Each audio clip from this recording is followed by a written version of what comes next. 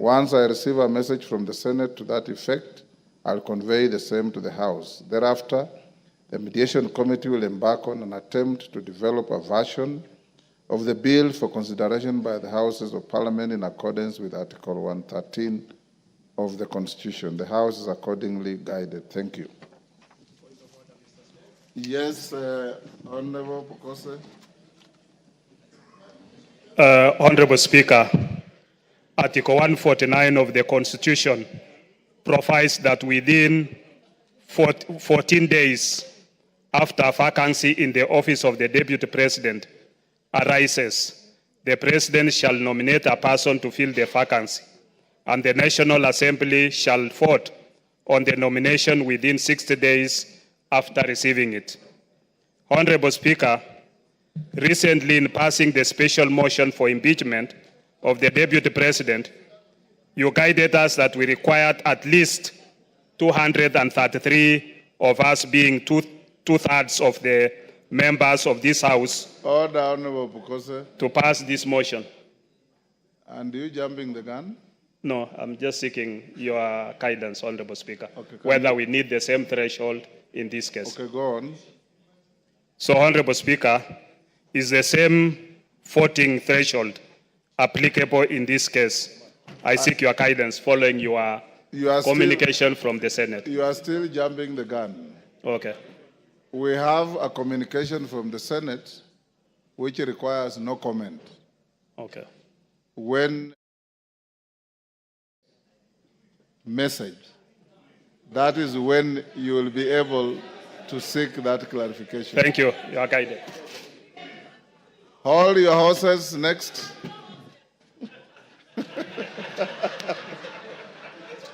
Betty, if you have no horse, hold your mule.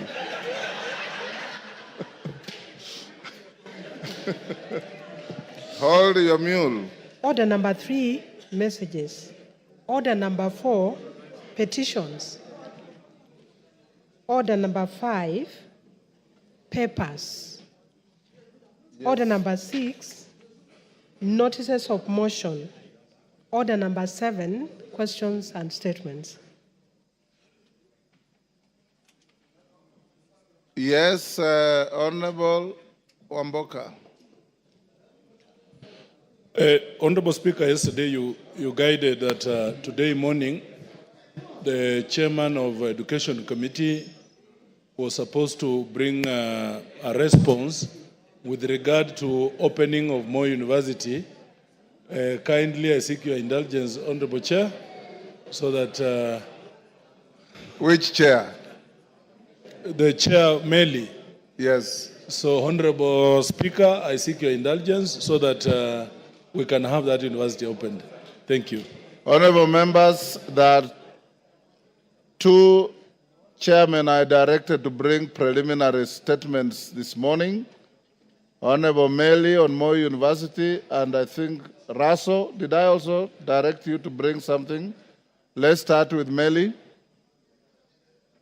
Thank you, Honorable Speaker. Honorable Speaker, I stand here to respond to your direction yesterday that indeed Moi University is in a crisis, and as I submitted the statement from Honorable Wamboka on the issue of the university. However, Mr. Speaker, I received a response which is very inadequate, and it could not address the issues that Honorable Wamboka and this House demanded from the Ministry of Education, and more importantly from the PS. And therefore, Honorable Speaker, it would not be good that I redirected again that all the salient issues that were raised in the statement be addressed, because it was such a generality that it could not address those particular issues. So I decided not to read that particular statement, and I took it back to the ministry. Thank you, Honorable Speaker.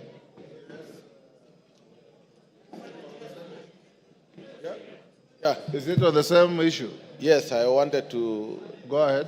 Yes. Mr. Speaker, the issue of Moi University is a very serious issue, and especially destroying the lives of our professionals and our professors who have done a great job in going to school to be able to teach our children. Mr. Speaker, we want the ministry to take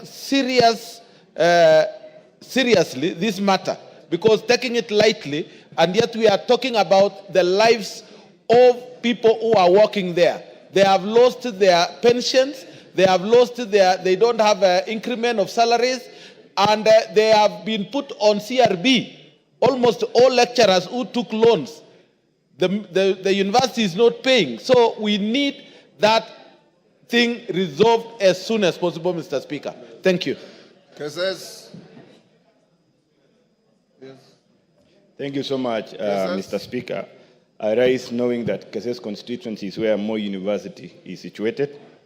And as we seek the information through the Chair of Education, I wish to reiterate an issue that has not been talked about for quite some time, that Moi University, being the only second university in the Republic of Kenya, has facilitated establishment of more than 9 other universities, fully pledged universities.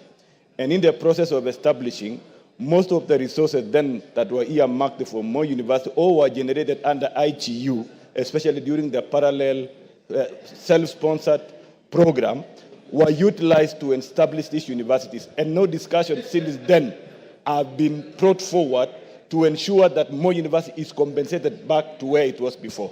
And I want to raise this one, that the committee, as they are looking at, they should also be able to tell us how much resources were channeled out or were siphoned out to establish the other universities, and no discussion has been discussed to ensure that Moi University is reinstated back to where it was. Order, Meli, you are out of order.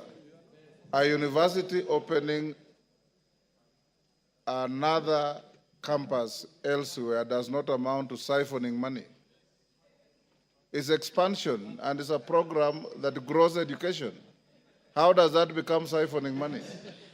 Thank you. Maybe, okay, I withdraw that statement. But Yes. still, the point here, Mr. Speaker, is that the Committee on Education should be able to come up and inform this Honorable House what shall then be done. I know for a fact Yes. that Moi University produced Kakamega Most University. That Most then produced Kibabi.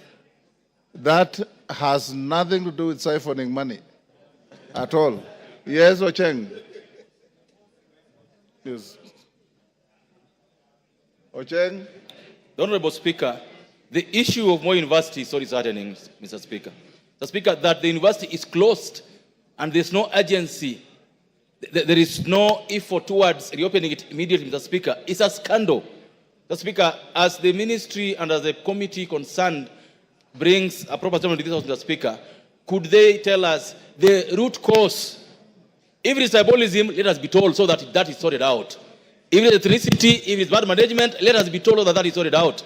If we will not run that university if you don't get to the root cause of the problem, Mr. Speaker. Mr. Speaker, it's such a deep rot that any assuaging or any boil lancing will not help. Let's get to the root of the matter, Mr. Speaker. Let the committee dive into this matter and deal with it squarely. But as when they are teaching, Mr. Speaker, could we get a date, a definite date, when the children, the students will go back to school, Mr. Speaker? Thank you. Deputy Speaker. Thank you, Honorable Speaker, for allowing me to be able to speak on this point. The issue of Moi University is very simple, and it's in public knowledge. Moi University was one university. Then what it did is it took loans and invested in building a satellite university, which is now Eldoret University. It also built Maseno. It also built another one in Karatina. It also and other places. So what happened is they put in their resources into those universities. Then unfortunately for them, those universities received charters and became independent and went with their money. And therefore they were left with no resources at all. Then what happened is that those universities, once they received their own charters, they decided to hire their own human resources and sent back all the employees back to Moi University. So Moi University now is left with human resource glut that is full over there. They also have debts that they are not able to pay. And so the only way to save Moi University is for the National Treasury to agree to put in resources pay off the debt, and recapitate Moi University. Another challenge with Moi University is it has a capacity of 14,000 students. But at the moment, under the COOPS program, they only get 5,000 students. With 5,000 students, they are not capable of being able to run, even to break even. They need a minimum of 10,000 students to be able to receive sufficient resources to be able to run the university. So we need to just look at it pragmatically and decide that money has to be put into Moi University for it to come back on its feet. Thank you, Honorable Speaker. Is that Nabi? Nabi Nabwera? Thank you, Mr. Speaker. I have 4 points to make on Moi University. And I'm making this point as an alumni of Moi University. Point number 1. Yes, of Moi University. Point number 1, Mr. Speaker, unless we address the governance issues in Moi University, we are lying to ourselves. The issue about Moi University is governance. Number 2, Mr. Speaker, it is very disheartening that Moi University, with more than 3,000 hectares of land, which one of us in here has taken over and is stealing that land without paying Moi University. Truth be told. Number 3, the assets of Moi University. Order, Nabi Nabwera. That general statement casts aspersions. Take your seat. Casts aspersions on the entire House. When you say one of us in this House, order, members. Order. Rindikiri, take your seat. When you say one of us in this House is tilling 3,000 acres of Moi University, one of us includes the Speaker. I am not doing any such thing. Yes. I'm doing no such thing. So you must be responsible for what you are saying. If you have no facts, that statement will be struck off from the Hansard. Mr. Speaker, yes. I promise to come with evidence, then I will name the person. When will you bring the evidence? 2 weeks. On the first day of on the first day of resumption after the short recess, Mr. Speaker, you must bring evidence to the House. Yes, I will. Go on. I undertake. The third point, Mr. Speaker, on the issue of students' capacity of Moi University. It has something to do with how well the university is run. There is nothing KUSP can do. If the students know Moi University is poorly run, they will not apply to go to that university. They cannot be forced to go to a university which is poorly run. Therefore, Mr. Speaker, I'm calling upon the Minister of Education, and especially the Council of University Education, to do its role of quality assurance, to do its role of ensuring that they supervise the university so that that university goes back to where it was. Thank you, Mr. Speaker. Yes, Kainan. Thank you, Mr. Speaker. Mr. Speaker, as alumni of Moi University, and as the first alumni ever to be elected to a public office, Mr. Speaker, I'm actually shocked, dismayed, and flabbergasted to see that giant institution today struggling. Mr. Speaker, we must call a spade a spade. Mr. Speaker, during our time, Moi University was everything in terms of infrastructure, in terms of academic excellence, in terms of everything. Mr. Speaker, will I be right without appearing not to be preemptive? Taking into account the circumstances that we have an ad hoc committee, not the education committee alone, an ad hoc committee that will bring together the best minds from this House, Mr. Speaker, to investigate the circumstances that has grounded Moi University to where it is, and Mr. Speaker, and suggest remedial measures, as it is. As somebody has rightly alluded, Mr. Speaker, the problem is not even funding alone. The problem is chronism.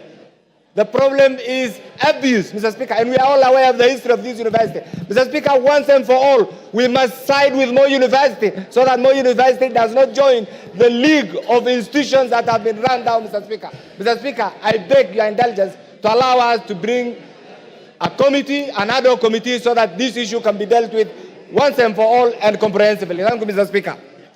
Yes, Mandazi. Thank you so much. Speaker, as one of the graduates of Moi University, I'm really disappointed with the way the university is being managed as at now. Mr. Speaker, I got the name Mandazi from Moi University when it was a university then. I want to say, Mr. Speaker, what Moi University is suffering is issue of governance. Number two, Mr. Speaker, management in the university has to be sorted out. After sorting out the issue of management, Mr. Speaker, the government has to deliberately put money in the institution because Moi University helped develop other universities. And in so doing, it has gone down. It is time that the Ministry of Education see to it that Moi University comes back to life as the way it was when we schooled there, Mr. Speaker. Otherwise, I want to support that Moi University is taken back to where it was when we schooled there, and that is where I got the name Mandazi, because I was selling Mandazi to other university students, including Majority Leader from the Senate, including the Honorable Cecilia Ngitit. That is where I got Mandazi, and then it was a school, it was a university, and students who graduated from Moi University, including myself, were respected then. Today, it is not a university like it was before. It is time that East House considers putting money into the same university so it can develop and be a university that was before. Thank you, Speaker. Honorable members, Chairman Meli, what you have attempted to say on Moi University is not only inadequate but unacceptable to the House. As you can see, what your colleagues are saying. This House will be sitting up to the afternoon. At 2:30, you must bring information from the ministry when this university is opening. At 2:30. Adequate or inadequate, you must tell the House when this university is opening. Parents go through serious soul searching to help their children maintained and sustained in institutions. And we cannot, as a responsible House, procrastinate on this matter anymore. Yes, Meli? Mr. Speaker, I do agree with you wholeheartedly, and even the issues raised by members. But when a ministry official or a PS gives a two-paragraph statement on such a serious matter, it is actually belittling the House. And in fact, Mr. Speaker, I gave out the statement raised by the honorable member, and just to be given a two-paragraph statement, which is very wrong. Issues facing Moi University on financials, governance, and even issues of poor governance is very big. And I did not expect that, Mr. Speaker, that I bring such a very poor thing. As chairman of the committee, you know what to do. I shall take action, as you have said, and I'll bring a statement this afternoon. Thank you. Thank you. Russell. Thank you very much, Honorable Speaker. Honorable Speaker, the statement that was raised yesterday by Honorable Chonga from the floor of the House, there is enough evidence that what the Honorable member raised, the county commissioner, the DCCs, all of them are aware. And indeed, that family, because they don't have enough, the man who had the resources had to throw them out of that land. So it has been confirmed to that extent. Is Chonga in the House? Is Ken Chonga in the House? That was his statement, right? Yes.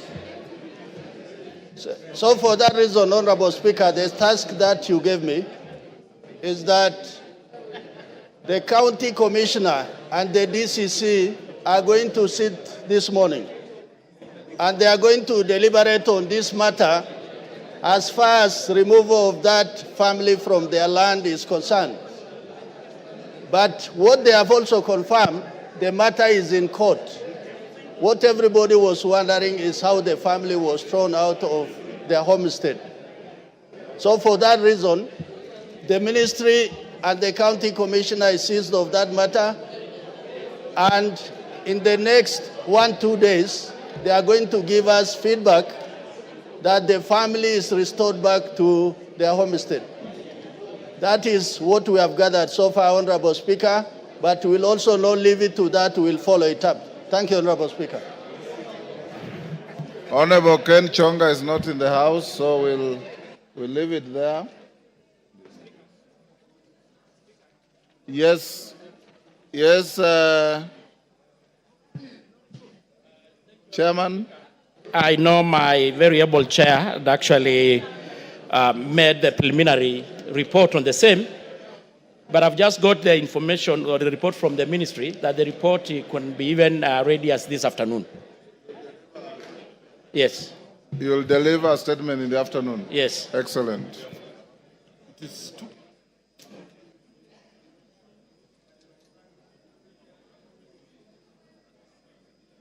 Member for Moyale, Jaldesa Guyo.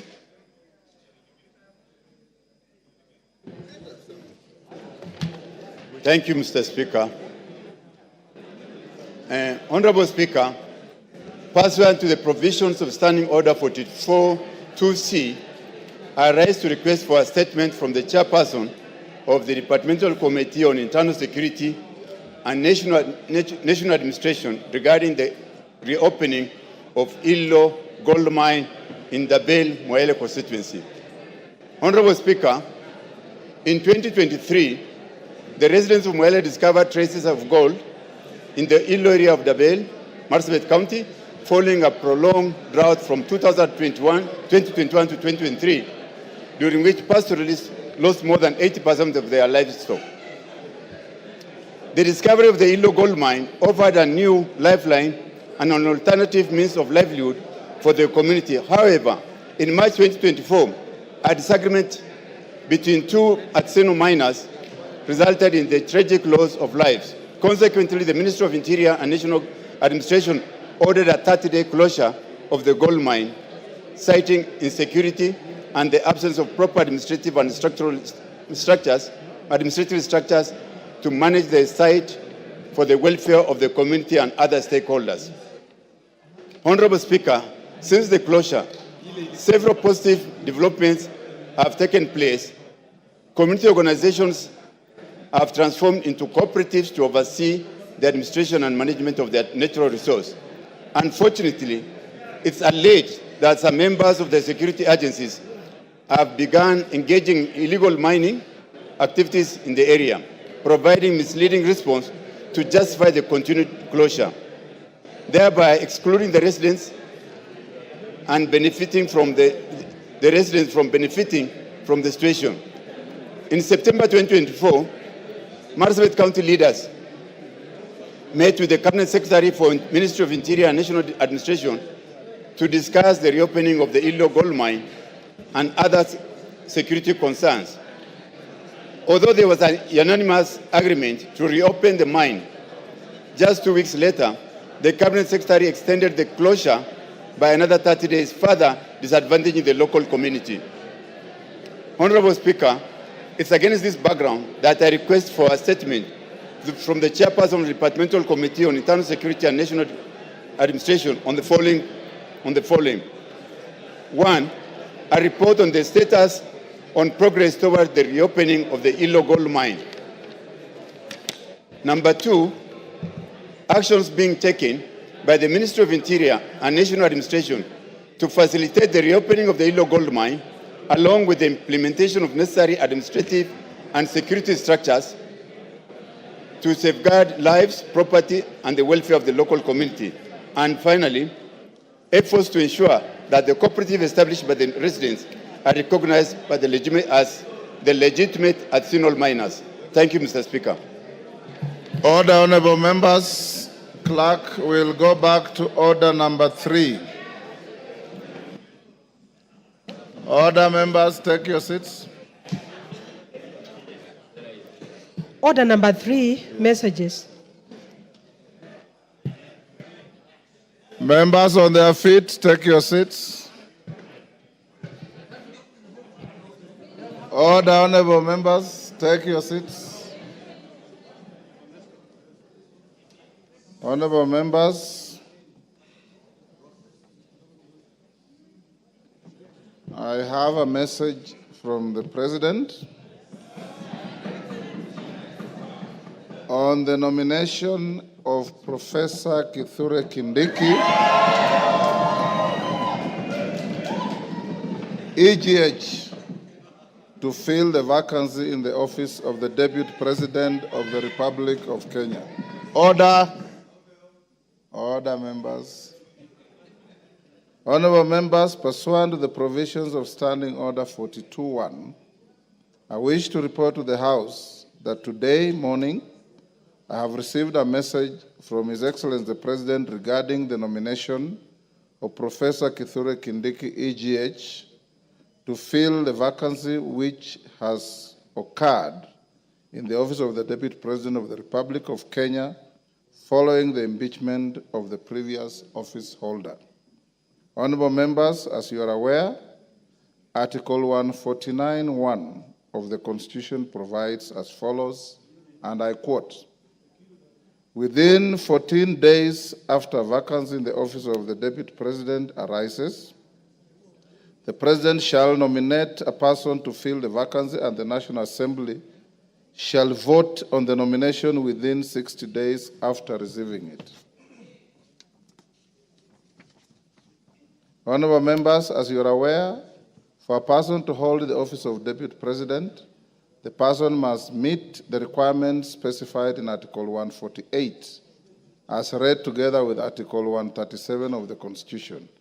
In the message, His Excellency the President indicates that as a prerequisite to the nomination, he sought and received confirmation from the Independent Electoral and Boundaries Commission, IEBC, that the candidate is qualified to vie for election as a member of Parliament in accordance with Article 137(1) of the Constitution.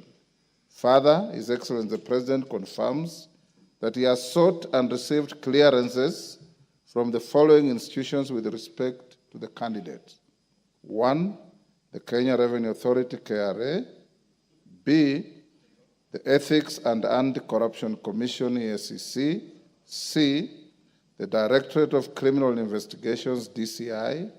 D, the Higher Education Loans Board, HELP. And E, the Commission for University Education.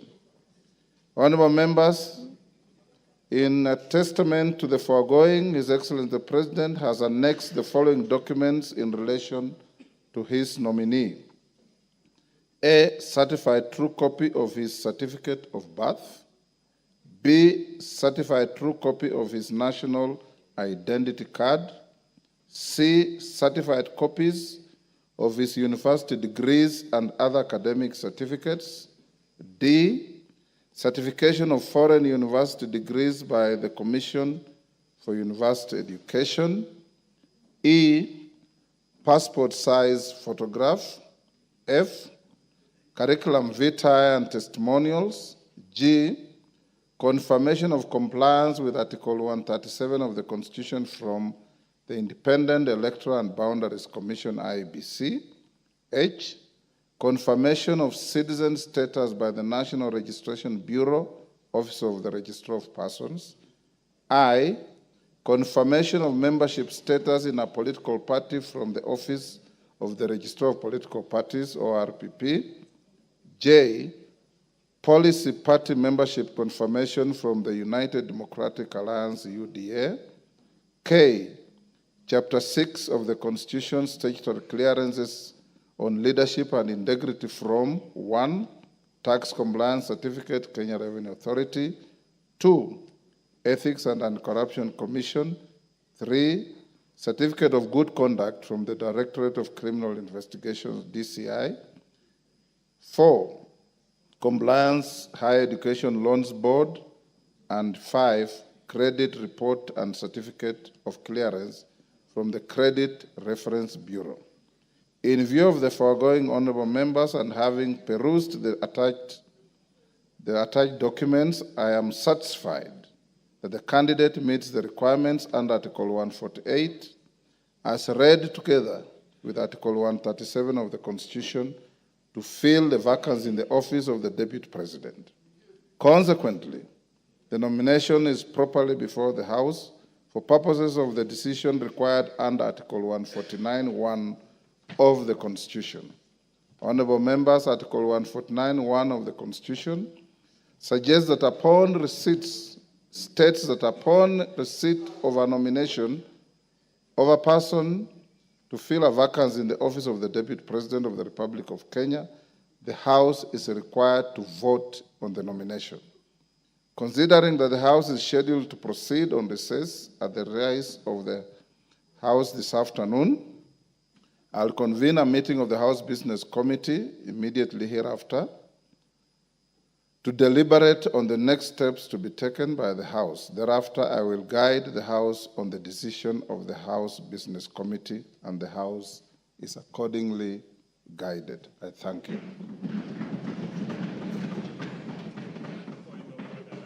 Yeah, because now you are properly seized. You can put your... Thank you, Honorable Speaker. Honorable Speaker, Article 149 of the Constitution provides that within 14 days after a vacancy in the office of the Deputy President arises, the President shall nominate a person to fill the vacancy, and the National Assembly shall vote on the nomination within 60 days after receiving it. Honorable Speaker, recently in passing the special motion for impeachment of the Deputy President... Order, Wanjala, he is on a point of order. So, Honorable Speaker... Yeah, order, Wanjala, what is it?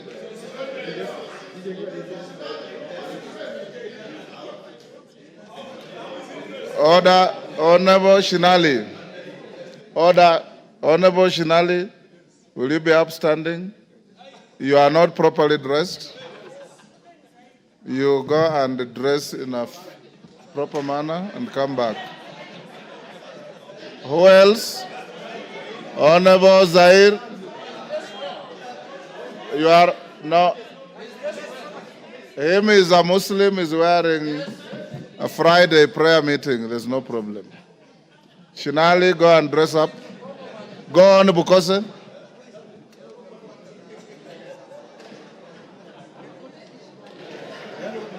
Honorable Speaker, recently in passing the special motion for impeachment of the Deputy President, you guided us that we required at least 2/3, that is 233 members, of us being 2/3 of the House to pass the motion.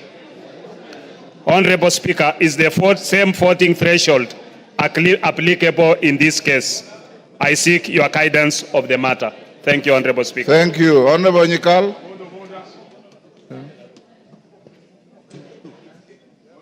Yes, Milemba. Honorable Shinali, retreat quietly and dress up and come back. Thank you, Honorable Speaker.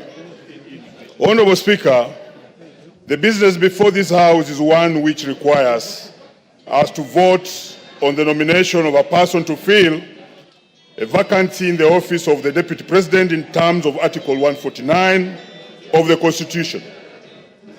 Honorable Speaker, as is a practice before the House takes a vote on a matter, members are accorded an opportunity to debate and give their views on the business before the House.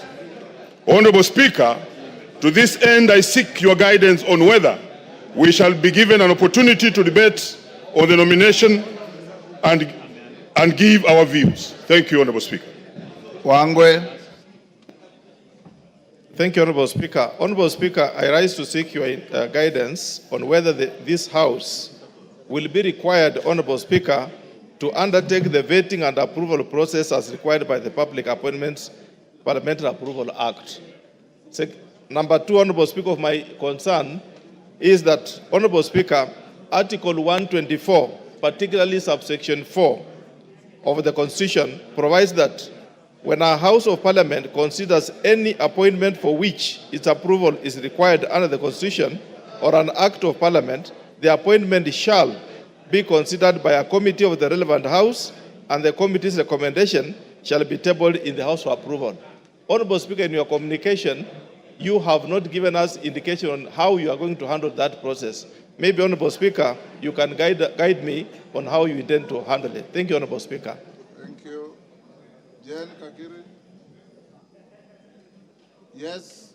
Member for Laikipia. Thank you, Honorable Speaker.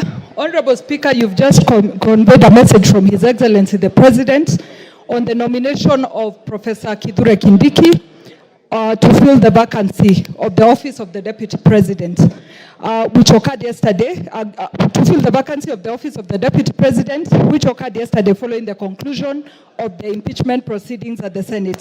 Honorable Speaker, we are now here to vote on the nomination as required by the Constitution. Honorable Speaker, could you please guide the House on whether we are acting within the constitutional deadline, and is it in order for the nomination to happen today after receiving the notification from the President today? Thank you, Honorable Speaker.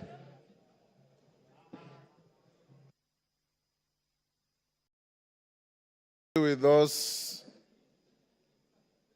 clarifications sought by members after the House Business Committee meeting, honorable members, I will now require the Deputy Speaker to come to the chair and carry on with the proceedings. Members of the House Business Committee, move to room 9 for a meeting, whereafter we will resume the proceedings of the House. And I'll guide the issues raised by Honorable Pukose, Jen Kakiri, Wangwe, and Omboko Milemba at the next resumption. Yes, what's your point of order, Honorable?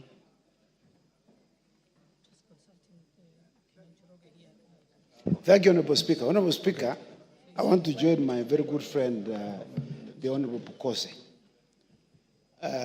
in seeking your direction, Mr. Speaker, with regard to Article 149 of the Constitution on the appointment of and approval by a vote of the Deputy President. Mr. Speaker. The words of the Constitution are very clear. Yes. It is appointment and vote. And vote. I agree. Approval is not used. Yes, not used, Mr. Speaker. On this article. Mr. Speaker, you know, this Constitution we are borrowed heavily from the U.S. Constitution. The 25th Amendment of the U.S. Constitution, which was passed in 1967, has a similar provision that provides that a vice president shall be appointed, shall be nominated by the president and approved by a vote by the House. It uses the words confirmation, Mr. Speaker. Previously in the United States, Mr. Speaker, before the 25th Amendment, there was no similar provision. In fact, there was, in the past, before 1967, there was a cumulative of 37 years when there was no vice president, when one either passed away or one was appointed as became the president. And so, Mr. Speaker, we would like you to express yourself with regard to this issue. What is the threshold? On the removal of the deputy president is 2/3. So is the approval or by vote of the deputy president 2/3? Because it's not provided in the Constitution. Honorable Chepkonga. Yes. If you are paying attention, you are saying exactly what Bukose said. Oh, I'd walked out. And you are sitting next to him. No, I walked out, Mr. Speaker. Yes. I walked out. So word for word, what you are asking me to say. He has stolen from me, Mr. Speaker. Yes. Yes, Wamboka. DK, if you want to catch the Speaker's eye, there's no provision for you to stand up. You sit and I'll give you. Yes, Wamboka, member for Bumula. Honorable Speaker, as you are aware, Article 118 of the Constitution requires this House to facilitate public participation in its legislative and other business of the House. Honorable Speaker, the issue of public participation is a sensitive matter which has often attracted debate and court challenges. Indeed, our recent experience in considering the special motion for removal of the Deputy President made us even appreciate better the need for public participation. Honorable Speaker, with this in mind, please guide this House on whether we shall be expected to conduct public participation in voting for the nomination to fill the vacancy in the office of the Deputy President. Thank you. DK. Thank you, Mr. Speaker. I'm rising on a point of order, still on the same issue that I need your guidance. Looking at His Excellency the nominee, we just vetted not more than 2 months ago, and that implies not more than 6 months ago. And the questionnaire that is expected is still the questionnaire that we used. Why don't we use the same motion and we use the same output and we just put the motion and we put the question and we finish today? Thank you. Daud. Yes. Thank you, Mr. Speaker. Mr. Speaker, it's great that Honorable Kithure Kindiki has been nominated by the President. My question is, Mr. Speaker, will IEBC have to be involved as the same was done during the election, or it is not a factor in this case? While I congratulate Kithure Kindiki for nomination. Donya, what is it? Mr. Speaker. On the same issue? Yeah, on the same issue.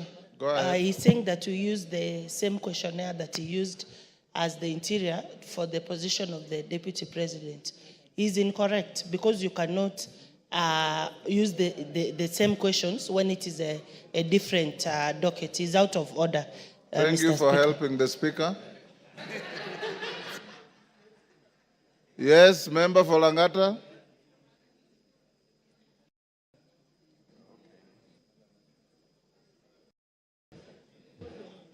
Yes. Thank you, Mr. Speaker. Having seen how things move very fast in this House, let me take this opportunity to congratulate the newly appointed Deputy President. Order, Order Jalango. He has not been appointed, he has been nominated. I've just said on how things move very fast here, sir. Let me congratulate him. Let me be the first person to congratulate the newly elected Deputy President. Thank you, Mr. Speaker. You can come now. Eh? No, come and take the seat. Yes. Honorable members, we'll end this here. I'll make some reasoned direction on those issues raised. I will now ask all members of the House Business Committee, Kainan and your team, to move to room 9 for a meeting. And the Deputy Speaker will go on with the statements. I had not given direction on the member for Moyale's statement. It's committed to the committee responsible and to bring a response in 2 weeks.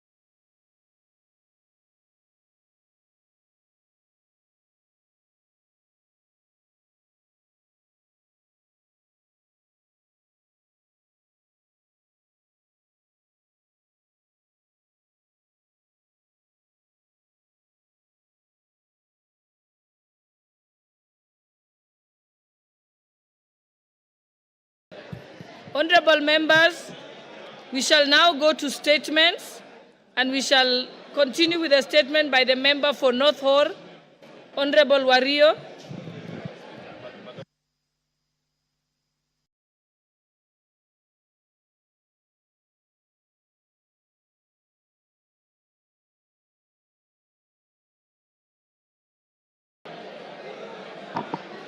Thank you, Honorable Speaker.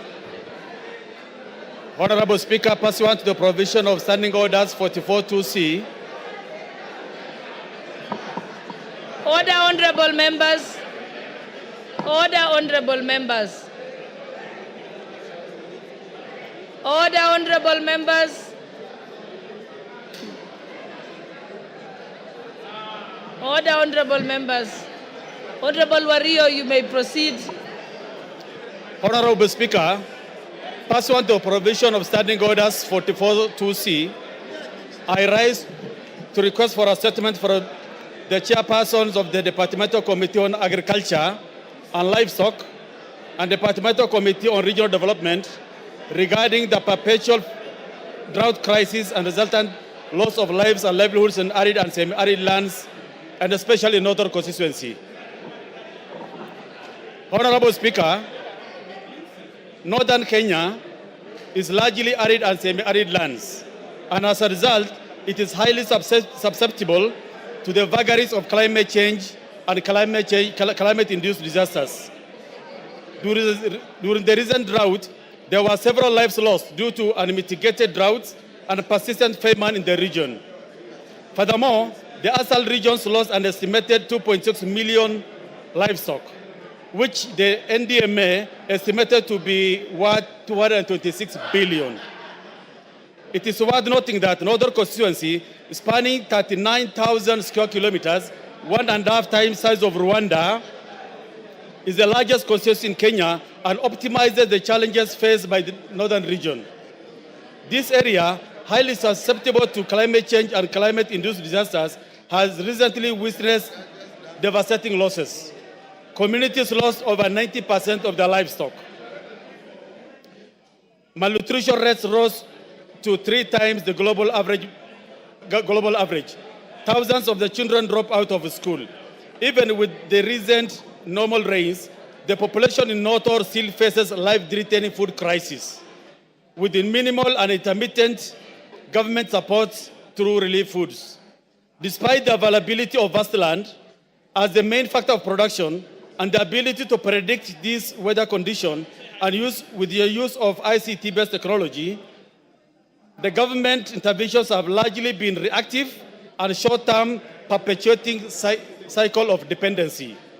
Honorable Speaker, the Northern Kenya Development Plan is a sustainable plan to cushion communities in the region from the adverse effects of the climate change and climate-induced disasters.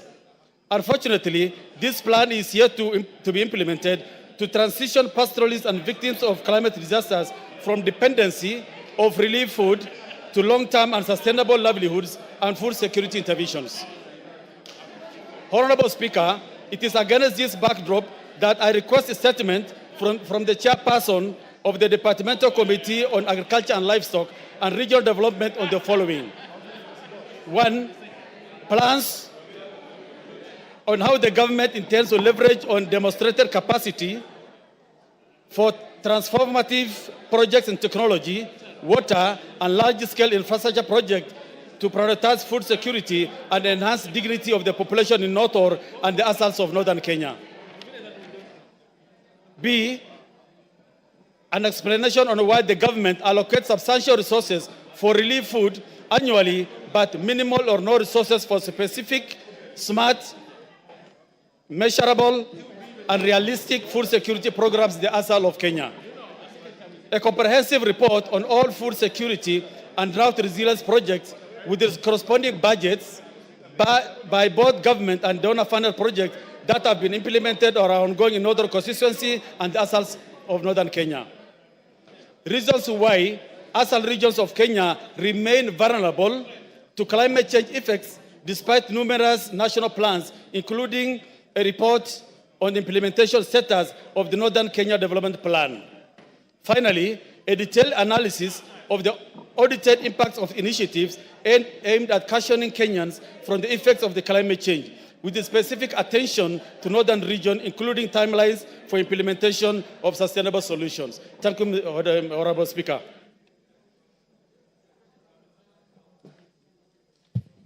Thank you. That falls under the which committee?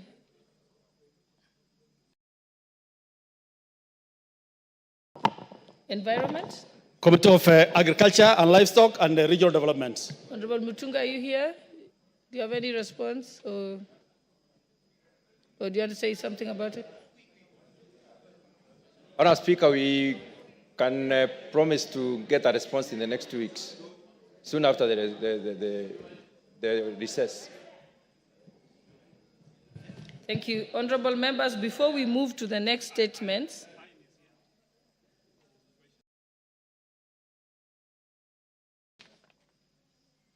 yes, I will come to the questions. What I want to do is, before we continue with the statement, the answers to the statements,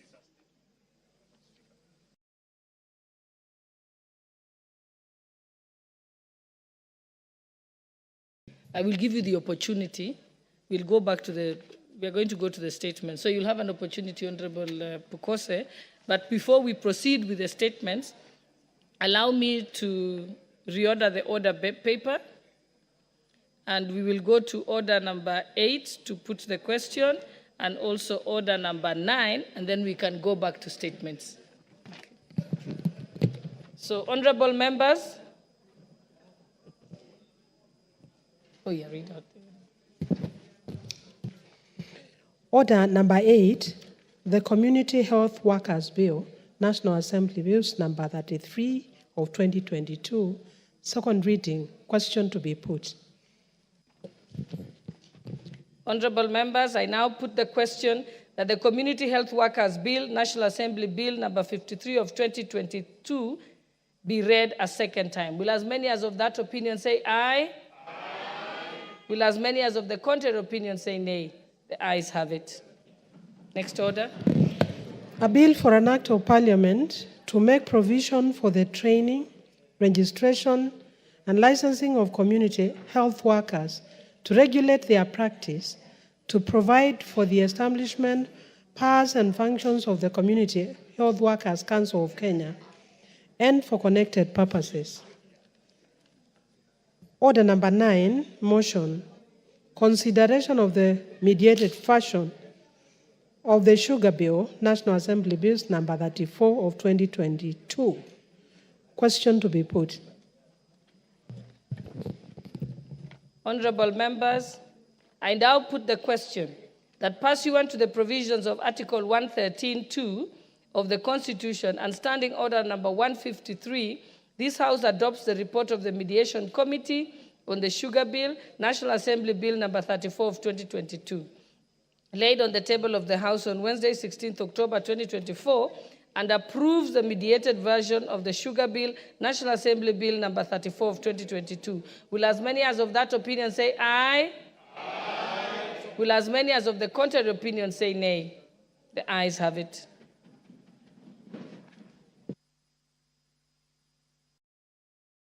So, honorable members, we go back to statements, and I think we have the statement. Yours not the first one, Honorable. Yes, I have the list here. I think we are starting with the one for Honorable Bernard Kitur, MP for Nandi Hills. I think it was supposed to be answered by the Administration and Internal Security Committee.